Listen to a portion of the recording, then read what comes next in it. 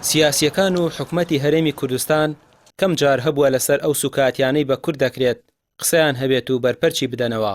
بە پێچەوانەوە هەمیشە هاوڵاتی ئاسایی و کەساتیەکان بووە، شەقام و تۆڕە کۆمەڵاتیەکانی جوڵاندووە و کۆدەنگی لەسەر پرسەکان دروست کردووە. هێندێک پێیان وایە هۆکاری بێدەنگی حکومەت و سیاسیەکان لەو کاتانەدا بۆ ئەوە دەگەڕێتەوە نایەنەوێت بەرژەوەندیە حیزبی و شخصیەکانیان بخەنە مەترسیەوە و خۆیان تەسلیمی ئەجەندای وڵاتان کردووە. بۆ قسە ناکەن لەبەروی خۆیان دۆخەکەیان دروست کردووە، یعنی خۆیان گرگرن، خۆیان بچوو کردوتەوە، تەسلیمی ئەجەندای تورکیا و ئێران بوون کە تۆ تەسلیمی ئەجەندای تورکیا و ئێرانیش بووی ناتوانی ڕاستیە مووقیفت هەبێ. یعنی بە بڕوای من شکستی ئێستا شکستی سەرکردایەتی کوردستانە، یعنی ئەوەی کە خۆی ناوە سەرکردایەتی سیاسی کوردستان ئەوە بە معنای کەلیمە شکستیان خواردووە و چۆچیان داداوە و چەمیونەتەوە لە بەرامبەر ئێران و تورکیا بۆیە ناتوان هیچ شتێ بکەن. ئەژینا خەڵک هەمیشە سەربەرزە، خاوەنی هەڵوێستە و لەسەر حەقە، بەڵام ئەوەی کە شکستی خواردووە ئەو کاستەیە کە خۆیان ناوە سەرکردایەتی سیاسی کوردستان.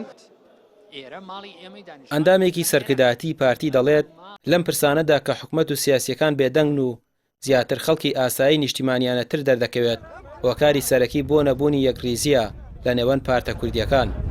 اینجا خۆی زانی چیە؟ ئەمە بەس لەناو ئێمەوانە لە ئەگە بچیت سێری سیاست بکەیت لە وڵاتانی ئەوروپاش وایە ئەوەی خەڵکی عامە، یعنی بە ئینگلیزی ordinary people، ئەوەی خەڵکی عامە باسی هەنە ڕووداوەکە سیاسیەکان باسی ناکەن. بۆیە خۆ کوردستانی ژیان لەمە ڕێک نییە لەسەر عەرزە و ئەو شمولی ئەویژەکە. ینی دەبووە بێت ئەی بۆچی مەسن سیاسیەکانی ئازانی کاکیجی من با یەکشت پێ بڵێم خوا شایەدە بەو سەرەوە هەموو ئەم کێشانەی کە تۆ ینی باسێکردن هەمووی دووسێ کێشە بوون کە من نەزانم زۆری تر لە مێشکتایە. هەموو ئەم کێشانە سەرچاوەکەی نەبوونی یەکریزیە لەناو میلەتەیە لەناو لایەنە سیاسیەکان.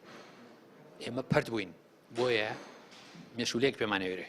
کوردستان هیچیان نبینی. ڕۆژنامەنووسێک دەڵێت لە کوردستان حکومەت بە ڕۆڵی خۆی هەڵناسێت و زیاتر کار لەسەر پاراستنی بەرژەوەندیەکانی خۆیان دەکەن.